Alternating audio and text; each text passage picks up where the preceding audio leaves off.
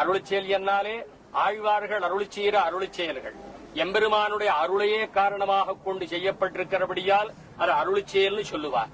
ரிஷிகளுக்கெல்லாம் ஞானம் ஆருஷமான ஞானம், ஆழ்வார்களுக்கு ஞானம் திவ்யமான ஞானம். தேவதேவனான தேவராஜனான புருஷோத்தமனான பேரருளானுடைய நிர்கேதுகமான கிருபா விசேஷத்தாலே சிறந்த ஞானபக்தி வைராக்கியம் படைத்த ஆழ்வார்கள் எல்லாம் அருளிச்செயலை அனுகிரகித்தார்கள். அந்த அருளிச்செயல் கேட்பதிலே அவருக்கு அவ்வளவாதராறு செயல். அருளிச்செயல் என்னால் தமிழ் பாசுரம்தான். வடமொழி மறை என்கிறார் சுவாமி நம்மாழ்வார்.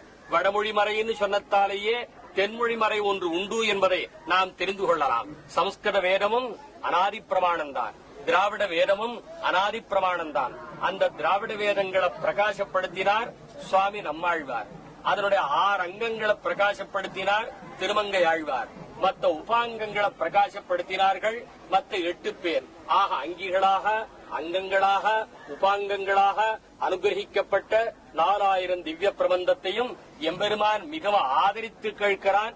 நம்முடைய சம்பிரதாயப்படி தேவப்பெருமாளுக்கு தமிழ் தெய்வம்னே விவகாரம். பெருமான் எல்லாருமே தமிழ் தெய்வம்தான். அதுல அபீஷ்ட வரதனாக இந்த காரப்பங்காட்டிலே எம்பெருமான் சிவசாரிக்கிறான். பேரருளாளனாக அருளிச்செயல் கேட்பதையே தனக்கு பரம அபிமதமாக கொண்டு இந்த நிவிரேசம்